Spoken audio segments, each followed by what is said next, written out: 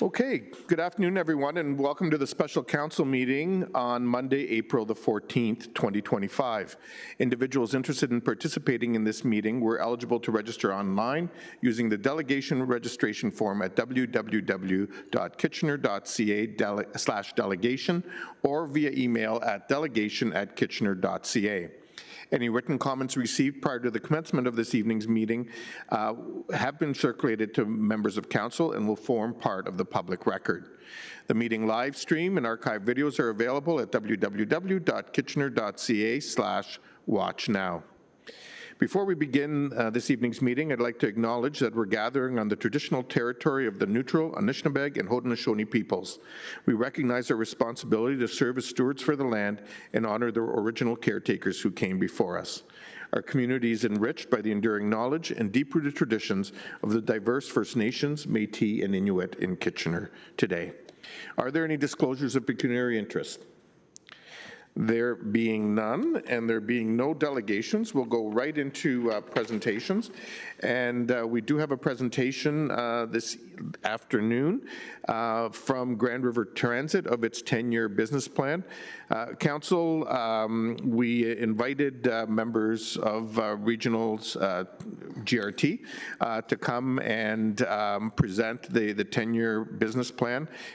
I will say, we recently just saw it at Regional Committee, and staff did a great job of creating a 10-year vision in terms of transit growth, and there's been an opportunity provided to share that information with area councils prior to, I guess, another public meeting this Wednesday evening for the public for any final input, and then it'll be coming back likely in June now to Regional Council for final approval once any councils who have wanted to have the presentation have that opportunity. And so with that, I will turn it over to Kevin Marshall, the Manager of Transit Development from the Region of Waterloo, to kick things off. And he's joined today by Doug Spooner, the Commissioner of Transportation Services, and Neil Malcolm, the Director of Transit Services, as well as their own Director of Transportation Services, Barry Cronkite, who's in attendance. So with that, over to you, Kevin. Thank you very much. So on behalf of GRT, thank you for the opportunity to present today and for working together to help make sustainable transportation the easy choice across Waterloo Region. Over the next 10 minutes, I will walk you through the different sections of GRT's business plan and the proposed transit investment priorities that will help increase speed and reliability, serve new areas, and make transit easier to use for communities across Waterloo Region. But before we begin, let's quickly reflect on GRT's past 25 years and the transformative impact sustained investment in transit has had in our community. So for example, in 1999, you couldn't get a city bus between Cambridge and Kitchener-Waterloo. 25 years later, I'm here to share GRT's first business plan since the successful launch of Ion Bus and Light Rail Transit, record-setting ridership, and strong public support for GRT to connect people, jobs, and homes across the region. The GRT business plan responds to the region's projected population growth and transit priorities identified through the region's strategic plan, recent budget consultations, and projects and plans identified by the area municipalities. Ultimately, the GRT business plan will provide a roadmap for staff as we prepare transit investment proposals over the next 10 years and beyond. When building the plan, our guiding principles shaped our planning and public engagement efforts and focused on asking, how can we make transit the easy first choice for more people across Waterloo Region? We did this to better understand how we can improve the idea of transit freedom, which is the concept that useful transit improves where you can go and what you can do in a 1-hour transit trip. So you have more time back in your day to do the things you want to do instead of trying to get to where you need to go. So the plan's strategic focus areas listed on the bottom here are frequency, speed, customer-focused, new coverage, simple and intuitive network were shaped by these discussions and inform each transit investment priority that I'll share shortly.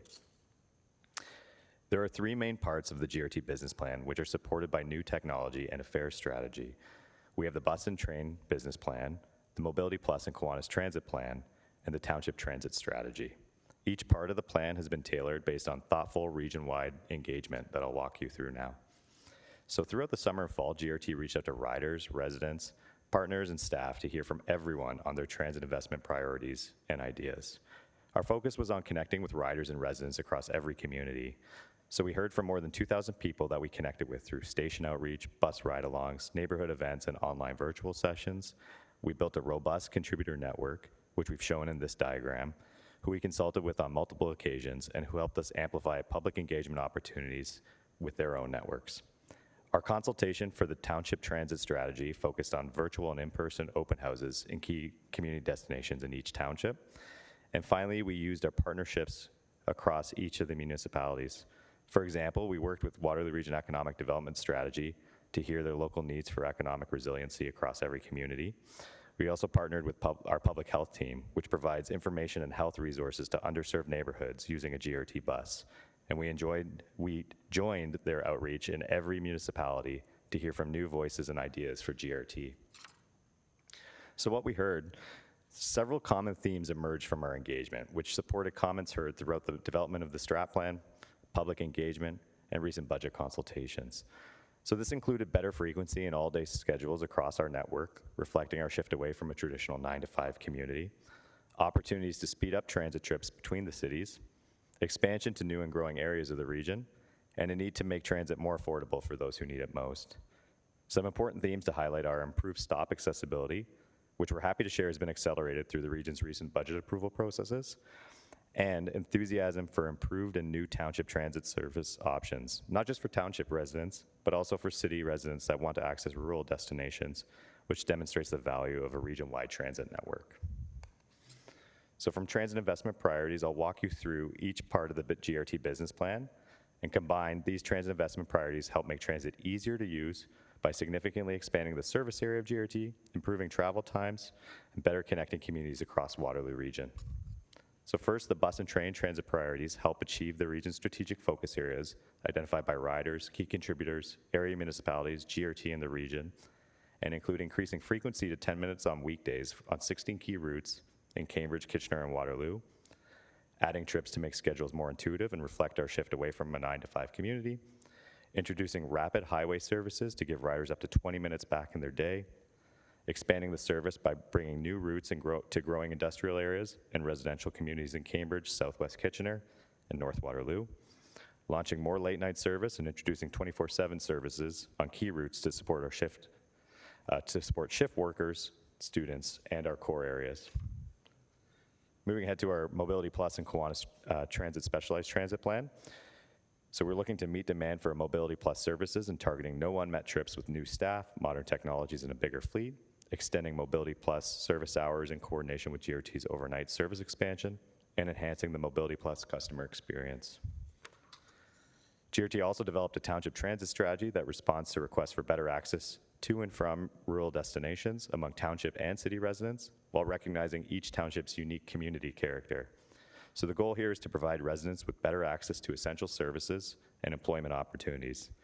The future transit network includes enhancements to existing fixed routes in Wilmot and Woolwich, future fixed routes for North Dumfries and Wellesley that connect to the GRT core network, and I'm particularly excited about the introduction of a new fixed route service to Breslau and the region of Waterloo International Airport that connects to GO at Sports World Station as well as at Kitchener Central Station, and the introduction of on-demand transit zones to exploration of commingling of our services in each township to expand GRT's rural service area. So combined, the township transit priorities dramatically expand the service area of GRT to nearly all of Waterloo Region. GRT's fare strategy focuses on diversifying revenues, supporting service improvements, and promoting affordable access for those who need it most. We do this by providing support to families and caregivers by introducing free transit for children 12 years and under, enhancing GRT's affordable transit program to provide bigger discounts to those with the greatest financial need, matching future fare increases to our annual service expansion, inflation, and comparable transit systems, and supporting our local workforce by expanding business account programs with GRT's new mobile app, GRT Pay. The transit priorities of the GRT business plan serve as an important upstream strategy as we grow with care and unlock tremendous potential benefits for communities across Waterloo Region. So for example, approximately 400,000 people and 200,000 jobs today are within 800 meters of the proposed frequent transit network, We have new coverage proposed for Southeast Cambridge residential communities, Cambridge industrial areas, Southwest Kitchener, North Waterloo.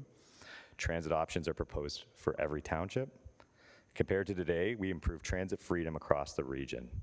So the average rider can reach approximately 38,000 more people and 15,000 more jobs within a 1-hour transit trip. And commuters save over 20 minutes for Cambridge to Waterloo transit trips. Overall, transit trips become more competitive and more affordable compared to cars and rideshare. So this is so important during an affordability crisis. Our future transit network can save people from needing to buy and maintain a second car. This plan can help unlock over $1,000 in monthly income that would otherwise be trapped in car ownership and maintenance costs. So good transit means more people have more money left in their pocket to live their life. The GRT business plan will also be our playbook to work better with each municipality to achieve our shared priorities for sustainable transportation and livable communities. So transit supportive policies and programs in regional and area municipal land use and transportation plans are critical to helping maximize the ridership potential of GRT's business plan and the transit investment priorities I've described today, as well as our shared goals for a livable community. So next stops, and the pun is intended here, staff have provided information to Regional Council and are sharing tonight's presentation at every interested municipal council. And GRT will be seeking Regional Council's endorsement of the plan later this spring. So thanks again for the opportunity to present tonight. I'm happy to take any questions.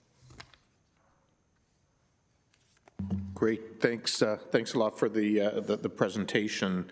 And so far, I see one member of council with several members of council with some questions. I'll leave it. So if I can ask, you know what? Well, whoever's the best person to answer, just key in at the time, and I'll let you in. So, Councillor Deneau, we'll start off with you. Thank you, Mr. Mayor, and thank you, gentlemen, for coming in. It's always nice to have transportation from the region come in because, you know, it affects everybody across the city. So my questions are related to Mobility Plus. And I'm not sure, but does Mobility Plus go into the townships at this point in time? Hang on, Doug. Hang on, Doug. Oh. Okay, there you go. Oh. You're good. Go ahead now. I just needed to click you. My apologies. Through you, Chair. Neil Malcolm, the Acting Director of Transit Services. Thank you for the question. So currently, Mobility Plus serves the Tri-City area, the urban area, Kitchener, Waterloo, and Cambridge. In the 3 townships, Woolwich, Wilmot, and Wellesley, we use Kiwanis Transit. They provide the service to the township residents in the 3 townships. And in North Dumfries, we use cab services through Mobility Plus to provide specialized door-to-door service for people living in North Dumfries. Okay, so if I live in Kitchener and I want to go out to one of the townships, am I able to access the Kiwanis? They come and pick me up in Kitchener to take me out there? Neil, can you use the other one? Because otherwise the right name doesn't pop up underneath you. There we go. There we go. Thanks. My apologies. Thank you. It's okay. Through you, Chair. Today, if you live in one of the 3 cities, you can access the door-to-door service inside the Tri-City boundary. So we do not send Mobility Plus vehicles out to the townships today, except for very limited exceptions. That is one of the gaps that we're trying to overcome in terms of the township strategy and adding more service and commingling with Kiwanis Transit. So we are trying to unlock those doors and create more opportunities for urban residents that require a door-to-door service to get to the townships and vice versa. So really we're trying to expand services, you know, the opportunities to travel region-wide. Today it is a limiting factor. So the answer is no then. So I can't order Kiwanis to come and pick me up then? That is correct. We do not take Mobility Plus vehicles to the township today, except for rare exceptions. Okay. And when booking Mobility Plus, how many days, what's the turnaround if I need it, if I call today? When's the earliest I can book it? Yeah, through you, Chair. So under today's policies, there's a 7-day booking window. So if I'm a registered Mobility Plus client and I require service in the next 7 days, I can book 7 days out or day of. So depending on what your travel needs are, we do offer day of travel as well. But it's best to book as far out as possible as you know your appointments wherever you're trying to travel so you get access to the services on the day you want to travel. Okay. And my last question, what is the projection for growth for Mobility Plus in the next 10 to 15 years? Yeah, through you, Chair. I don't have the exact number, but we know the specialized and Kiwanis business plan really focused on the fact that we have an aging community. We try and maintain a undelivered rate less than 2% today. So 2% of anyone asking for a trip is going to get the trip when they ask for it, or less than 2% get a denial. So we're trying to bring that target towards zero. So the business plan speaks of adding new service, optimizing the use of our existing vehicles and our contracted providers to make sure our undelivered trips are as low as possible, approaching zero as close as we can get, but really reflecting on this is a growing demand for the door-to-door service. The community is aging. We do anticipate more travel over the next 5 to 10 years. Right now, we deliver about 700 trips per day in our door-to-door service, and we do expect that to grow. Okay, and if I may, Mr. Mayor, I really think the region needs to speed up the process of having Mobility Plus hit our townships as opposed to a taxi. There are many seniors who now move out of the townships into long-term care facilities and their families still in the townships, and their partner and or family members aren't able to drive, and so by not having that service being able to go out there is inhibiting family time, and so if there's one priority, I think it's really to emphasize that from a senior's perspective. Thank you. Thanks, Councillor Janote. Councillor Michaud, you're up next. Thank you, Mr. Mayor, and thank you for your presentation. I'm really pleased to see Southwest Kitchener on this presentation, and I would like you to, if you can, to elaborate a bit of where it's going to go, how far out is it going to go, and maybe an update on the college, I guess, bus station that was planned to go there. Mr. Marshall? Well, thank you very much, through the chair. So the broad vision of this plan is a bit of our North Star. So we've developed some network concepts for most of Southwest Kitchener. I'll say all of Southwest Kitchener, working really closely with City of Kitchener's planning team on some of their transportation and land use planning for current and future projected growth throughout Southwest Kitchener. One thing I'll flag is that when we build out our 5 to 10 year plan like this, we look at the broader network and how that connects for station needs as well as vehicle needs across the network and the service profiles. Pending Regional Council budget approval on an annual basis, we then proceed to bring a number of options based off of those initial concepts forward for public review and feedback that'll help shape the final. So I think I can confidently say that we have identified some key corridors and that would serve most, if not all, of Southwest Kitchener. And then pending future budget, we would be able to present those options for further refinement. So are we talking, like, how many years out, and if that was in the presentation, I'm sorry, I missed it. How many years out are we looking at, just a guess? Well, we've built out a few different sort of packets in our plan here. We have broke it up into early years, mid-years, and longer-term parts of the plan. But ultimately, a lot of this comes down to future budget discussions on where we can accelerate, when there's opportunities to accelerate the funding.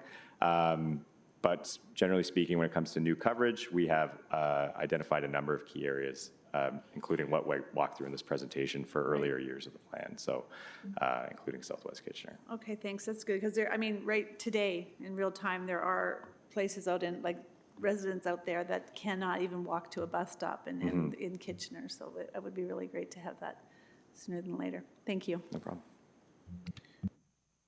Thanks, Councillor Michaud. Councillor O'Dooney.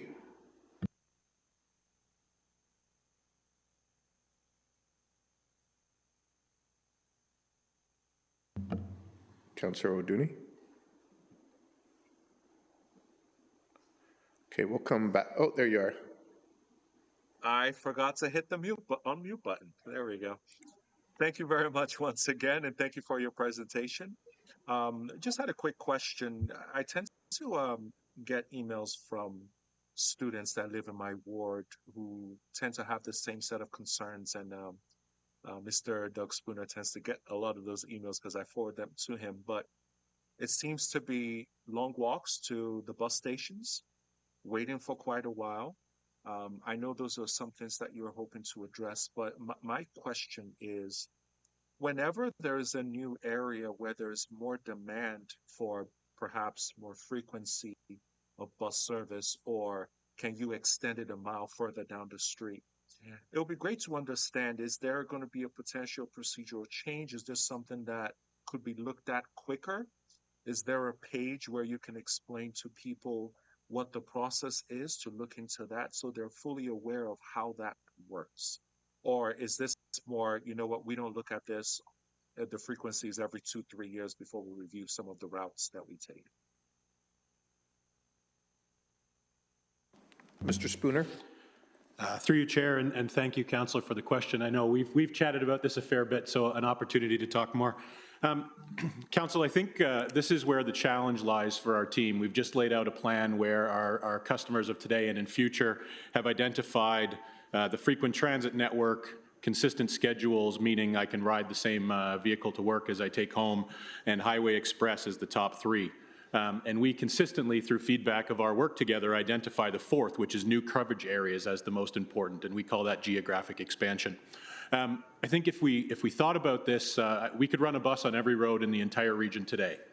That bus would come every 3 hours and it would connect to nothing else. And so this is the challenge that we have, is we've got to run service that reaches everybody but does so at a frequency that actually connects it into the network. So I was asked this question in Regional Council last week. It is a challenging implementation question for us, because if you think about the behavior of somebody moving, that is a moment in time for behavior change. The moment they get there, as folks are in the new Activa neighborhood in Southwest Kitchener, as we've rightly pointed out, if I don't have a bus there, I'm not a choice. And so this is the balance that we have to now seek, is we have to get into new areas. We have to build transit culture in areas of our region that don't have transit today. At the same time, we have to address the frequency and the consistency that our current customers are begging for. So, Councillor, I realize I'm indirectly answering. Look, there are many ways for folks to engage with us. The Service First call center that the region offers, through emails or through grt.ca and our feedback form. Obviously, through advocacy, we continue to see that. These are in consideration for us every year. We implement new services on September 1st, 2nd, or 3rd of each year. We approve those services in the plan and budget cycle the December of the year prior. So if folks are seeking transit right now, we'll look to capture that through the year. Obviously, in this plan, we'll present it in November and December to Regional Council, and then we will implement those services. So it is not rapid. It's a good question about, is there a process we could develop? It is a budgetary challenge for us in that there's considerable amount of infrastructure on new routes, stop infrastructure, buses, and then operators. So there is a bit of a lag. We appreciate that. It's a challenge for us in planning, and obviously a challenge for us in communicating with the public. Thank you. Thank you. Thanks, Councillor O'Dooney. Councillor Chapman, you're up next. Yeah, thank you, and thank you for this report. Have you considered using minibuses during off-peak times that would run sort of from the LRT line out into the more distant areas? It would cut back financially on the cost of big, huge buses, and you could run them every 10 minutes, so the frequency could be there. Is this something you've ever considered? Mr. Spooner? Through you, Chair. So, Councillor, great question. And the reason that I asked for the opportunity back from my colleagues is that the most expensive part of a transit operation is the person driving the vehicle. The second most is the person that maintains it. So we actually see we can run an hour of GRT big bus service for about $110 an hour. We can contract a minibus for about $100 an hour, so that the savings at scale are not that significant. We'll anticipate those getting closer. Absolutely in the plan, we're looking at different vehicle types for a Mobility Plus service right out of the gate. That was actually a staff recommendation to us. Also, when Kevin spoke to you about the 24/7, the overnight network, what that would likely look like at implementation is the iExpress network with frequency, but then also identifying major employers and major points that people need to get to and serving those with smaller vehicles. So we've piloted on-demand services. We've run the Route 79 out to the airport, so we're becoming more and more aware of how they work and better at planning them, but absolutely in the plan, we'll look at different vehicle types and those that fit the demand of riders. Oh, that's great. And this might not, my next question may have nothing to do with you guys, but maybe you can pass on the message. One of the biggest complaints I get in the winter is the clearing away of the snow from bus stops. And this is a real big issue for many people, right? Like snowbanks that people in a wheelchair simply cannot get over. So I hope, is this something you communicate regularly with the rest of your staff? Through you, Chair, if I may. Yes, Councillor, this is a big one, and it is GRT under contract right now that does clear the 2,500 bus stops across the region. We moved our standard last year. We had a 72-hour period in which those could be cleared. We've taken it to 48 hours, obviously, with the challenging winter we had. We didn't get there in 48 hours all the time. There is a discussion to be had around how those are cleared. Should they be on a standalone contract in which somebody comes out and clears only a bus stop? Or is there an opportunity to talk about the various other, sidewalk cleaning and road cleaning in those places that's happening and group them in? We haven't got there yet, but we'll.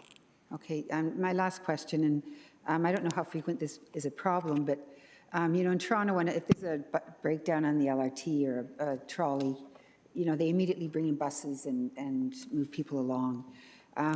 Does the region have a similar, quick response plan and when a bus breaks down or there's a protest that prohibits the passage of that bus or whatever the case may be? Through your chair, yeah. So we have standard LRT delay scenarios in which it triggers what we call a bus bridge. So if we lose a section of the LRT, our Transit Operations Center immediately triggers a bus bridge. That would come from any operators that are sitting spare. We also have the ability, depending on the size of that interruption, to redeploy buses that are in service on other routes. So again, we ask people for patience when that happens. It happens very infrequently. The ION's working, I think it's about 98% on time for trips delivered today. But obviously, we do face some challenges in inclement weather and with others, as you pointed out. Right. Okay. Thank you. Thanks, Councillor Chapman. Councillor Schneider, you're up next. Thank you, Mayor. And thanks so much for coming in and showing this presentation. I don't see it in here. It's maybe part of the business plan, but I'm wondering if there's been any discussions with the municipalities about transportation to our key cultural institutions, like, for example, the center in the square or the auditorium where there's a concert or sporting an event, that transit somehow, some way could be included in the price of a ticket, encourage more transit use to some of the events that happen at our institutions.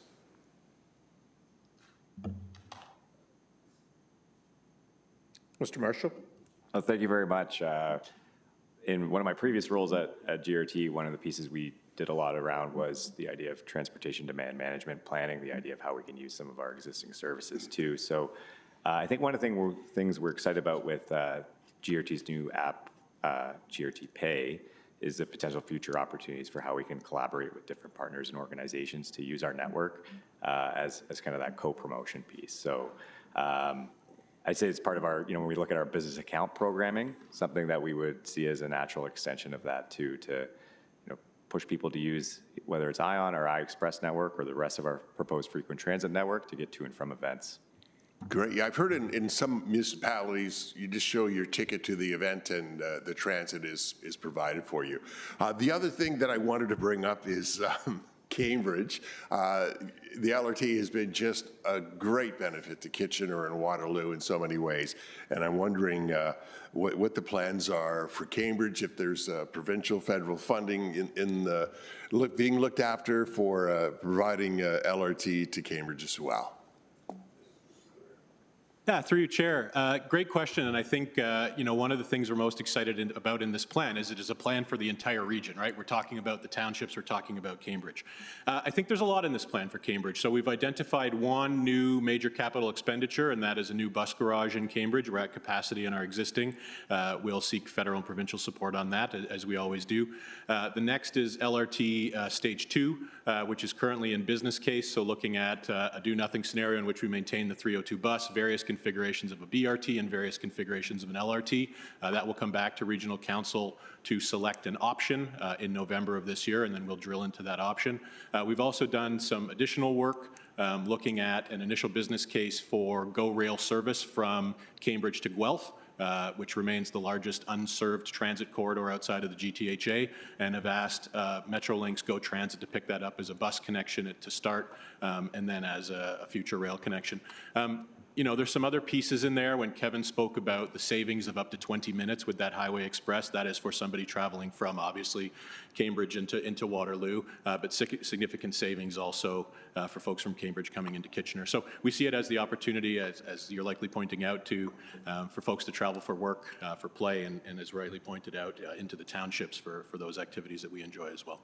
Great. I appreciate the update on that. Appreciate hearing about the plans for the airport. That's really exciting. Thanks, Councillor Schneider. Councillor Johnson. Thank you, Mr. Mayor, and thank you for your presentation.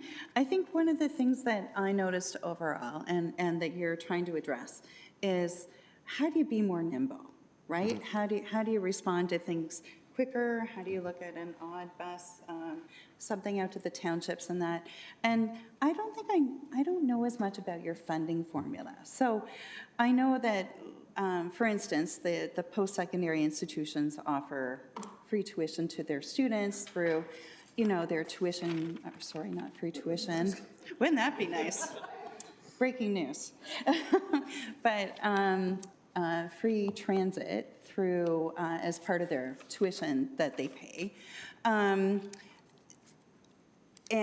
when you're talking about, bus route extensions to the southwest and things, like that piece isn't as equal maybe for different communities, right? Different post-secondary communities, et cetera. Is there a way to get funding whenever these developments are going in to have that piece funded? Is that something that you do? Is that part of anything that you can be a part of to get some money from that? Mr. Spooner. Through you, Chair. Yeah, I think it's a great question. So through development charges, we are able to fund some bus stops, bus pads, those types of things. We are unable to use that for operational funding. The way, if I just, how this business works that the three of us run, it's a $230 million expenditure that the region makes. We then recover $80 million in revenue through the fare box and provincial gas tax subsidy for a net levy impact of about $150 million. Amongst our peers, this is a really high cost recovery rate. When we do the cost recovery, we hover between 35 and 40%, which would put us, basically at the top of like-sized organizations. You'd get some like Go Transit and TTC with the volume of customers that would recover more. You spoke of UPass. That's obviously a big program for us. That is a guaranteed revenue that we know about on day one, and so we're able to work with our contractual partners to provide service. We are looking at that, an expanded employer program, so we could do that exact same thing and get ahead of some of the opportunities for triple shift or others. But yeah, the question of funding, we are well supported on the capital side. We've got opportunities such as with ION or the Northfield Garage, where we do third funding with the province and the federal government. On the operating side, it's a bit more challenging. We do receive gas tax funding from the province, but we haven't found another source for the operating side. Yeah, I'm just wondering if there's a way of actually, having those conversations with either post-secondary or industry, because I know that is a selling piece. Students don't get driver's licenses anymore. They it's enough to afford your tuition and your rent, let alone get a car. So even getting to some of those jobs in those industrial parks is very challenging for them, and the industries really need those buses out there as well and on a more regular thing. Sounds like you're on it, but I think if I look at it overall, nimbleness is probably one of your biggest things that you're dealing with. So thank you. Thanks, Councillor Johnson. Councillor Stretch. Thank you. Thank you so much for coming out and sharing this information. As a downtown ward councillor, I get lots of questions about GRT, and so thanks for all the collaboration that you do, and I try my best to stay up to date with everything that's going on. So I have a couple questions, I guess, to dovetail a little bit on Councillor Johnson's questions about students, but I'm more curious about high school students. We had a presentation today about the IB, and I am assuming you have worked, I know you've worked in the past with the school board, because in another career, I spent a lot of time connecting students with bus tickets. And so I know the barrier that can be for families. And so I'm interested in what does that look like? Has there been any thought about incentivizing like grade 10 students to have fare, or to encourage more use and more families to be open to trying it? And then you talked about more discounts for those in need in your presentations. I would love a little bit more detail on that. And fabulous job. I love hearing about the connection with the airport, and thank you so much. Thanks, Councillor Stretch. Mr. Marshall. Well, thank you very much, through the chair. Appreciate the comments. My previous role, I worked very closely, and actually continue to, with our Universal Transit Pass program, our UPass program with the post-secondaries, introducing it to Conestoga College and working with our university partners, especially post-pandemic. So the transformative impact it can have on our community and the collaboration is really important.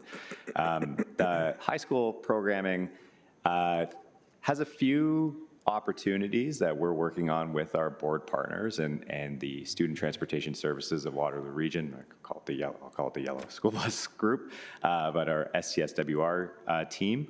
So the four of us have connected. We've actually done some modeling on what it can look like. We ultimately have recognized the shared priorities and goals and outcomes. We can see better mobility for after-school activities, economic development potential for after-school jobs, healthier communities for access to co-curricular or extracurricular activities. And just from a social resiliency, better connectivity to the communities that they live, work, and play in. So there's a lot of shared mutual benefits here. Commissioner Spooter spoke briefly about the challenges with when it comes to operating funding in particular, and I know this sometimes sounds, we're a little bit like a broken record, but transit isn't ever free. There's always ultimately somebody funding our operations, and when it comes to the high school programming or student school board programming that we're exploring, that's been one of our pieces that we're looking together on how we can advance those discussions. So the boards receive money for student transportation services through the Ministry of Education. We receive some funding from the Ministry of Transportation. The ministries have previously worked together, done some relatively recent updates to how they work with one another that made it a little bit more flexible for us to consider prioritizing public transit in some of the school allocated funding, so how they receive their student transportation pieces. We are hopeful that we'll have some updates this fall on progress on expanding some of our existing special circumstances programming with student transportation services a little bit broader. It's not quite a universal program yet, but it does open the window that this idea of a funding and administrative collaboration by advocating to the province for how they distribute those funds is something that we can continue to work together to advocate for and actually see some real progress on. So I won't say it's transformative yet, but the idea is that we will see some progress, I think, in the right direction that will help demonstrate the value of programs like this in a way that's fiscally resilient for all the local municipalities and the boards as well, too. Mr. Spooner, you wanted to add something? Through you, Chair, just to add to the last part about distributing fare discounts to those most in need. So we're quite unique in the region in that we offer the affordable transit program. A lot of our peers offer group-based discounts. We offer affordable transit. So that is using the federal government's market basket goods. So I think today that puts a single income household at around $33,000. Anybody income tested who comes in under that level is eligible for a 50% discount from GRT on all products we sell. July 1st, that'll become 55%. We are also in this plan putting forward the kids 12 and under will not pay a fare, and I won't say free, Kevin, as you rightly pointed out. We are fare box paid or we are community paid, so either. Thank you. Yeah, go ahead, Councillor Stretch. Yeah, sorry, I know that it's not free. I meant free to the student or the student using for that day or for that term. Yeah, thank you. And has there been any talk about incentivizing high school students or more high school students to use it. I love what you're saying about, working with the school board. Has there been, have you heard anything like that? Mr. Marshall? Yeah, I think from an incentive, like through the chair, through existing programming, what we offer today or how we work with our partners at the school boards, we're more engaged in some travel training. We have a Hop On GRT program. It's a little bit more focused on earlier years, but the idea is that by showing them how to, kind of overcoming some of those barriers to transit, just being more familiar with what transit means, how it goes in the community, building off of that program to work better to show that it can work at the younger ages, and then hopefully we can continue to use that momentum as we see this, like a program like what we're talking about, expand over time too. Thanks, Councillor Stretch. Those are all the people we have in the queue, so I'll just ask a couple questions, which are things that I know have come up periodically from my colleagues. First one is, I know from time to time, and Mr. Spooner, you've spoken to this, the whole issue of cutting routes in established neighborhoods if ridership goes down for a period of time. I think we've had some lessons learned around that. Wondering if you or Mr. Malcolm can touch on that. Go ahead. Through you, Chair, and thank you. And when Councillor Johnson was speaking earlier, I was having we met in a meeting talking about the cancellation of Route 2 that was eventually brought back and Route 35, and I think that was a fantastic lesson for all of us. Look, the thing that the plan does not do is propose a reduction of service. There may be places where we have to reallocate services. We're monitoring now a change in international student population that will likely result. Our goal is not to cut routes. We may have to reallocate, we may have to adjust frequency, but as we spoke earlier, once we've got a route established and we've put in the capital investment to get stops and pads there, we want to maintain that. So absolutely lessons learned. We've got to do a really good job if we've got the idea of consulting early and figuring out who would be impacted. But I think Councillor Johnson would concur. We don't want to do that ever again. For sure. Great. Thank you. Second question. I know there's been interest that several of us have heard of from both access to the Sikh temple on Highland and the Hindu temple in Bridgeport, and I know you've done some work on that, so here's a little opportunity to just plug that.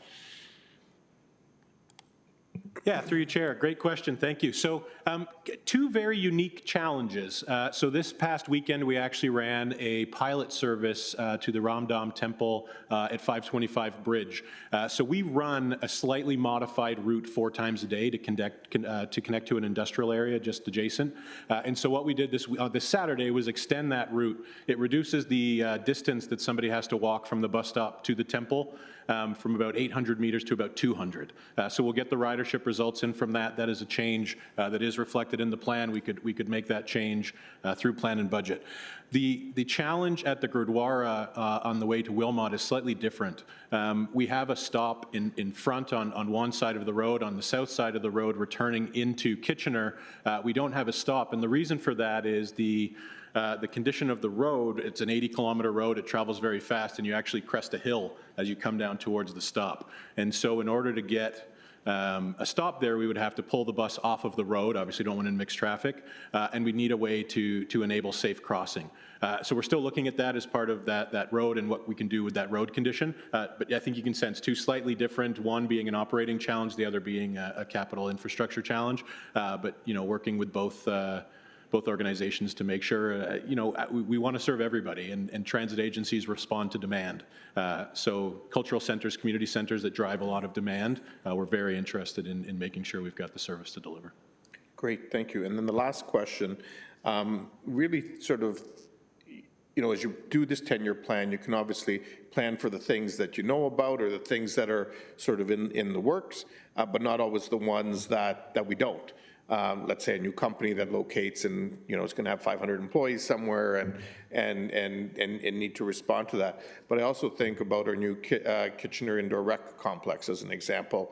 It's going to open in mid-2026, slated to have 500,000 visitors a year in a part of the city that right now, because it's developing, probably has the least frequency of overall transit. And I'm just wondering how you are planning for that and will be able to respond, because I imagine there'll be lots of demand really quick once it finally opens up.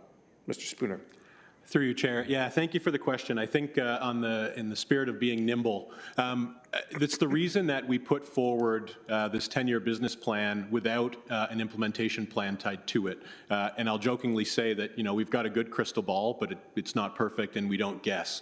So what we do is work with staff from the City of Kitchener to identify new neighborhoods coming online, new facilities such as the rec center coming online, and try to get ahead of them in terms of having transit service. But our ability to expand relies on two things. The first is that customers get on our services. We need to see increasing ridership. So if anybody's watching tonight wanting to see this plan implemented, the answer is get on the bus or train. And then it also relies on the difficult decisions that the regional council has to make. And so we couldn't put forward a plan that committed monies in outer years because we don't guess. We need to make sure that we get it right. And again, it's balancing the new services that need to come along with those that are serving high volumes of people and experiencing crowding and frequency challenges today. Okay, great. Thank you. Thank you very much. So those appear to be all the questions, and I just really wanted to, on behalf of our council, say thank you for taking the time to come and share this with us. I know this is a topic that comes up frequently as I converse with my council colleagues, and having the opportunity to hear directly from you and provide, ask some questions and or provide some input is something that I know council really appreciates. So thank you very much. Okay, we have two items in camera to moved by Councillor Johnson, seconded by Councillor Davey. All those in favor? Opposed? That's carried. And move three readings of the bylaws, moved by Councillor Michaud, seconded by Councillor Deneau. All those in favor? Opposed? That's carried. Move to adjourn, Councillor Schneider and Councillor Stretch. All those in favor? Opposed? That's carried. So, folks, we are running behind. Our apologies for that. We need to deal with one in-camera item before we start planning, so we're probably not going to get to planning till 6:30. So just wanted to let you know if you want to sneak away to Starbucks or something for a coffee in the meantime. You're already supplied. Good stuff. Okay, thank you, everyone.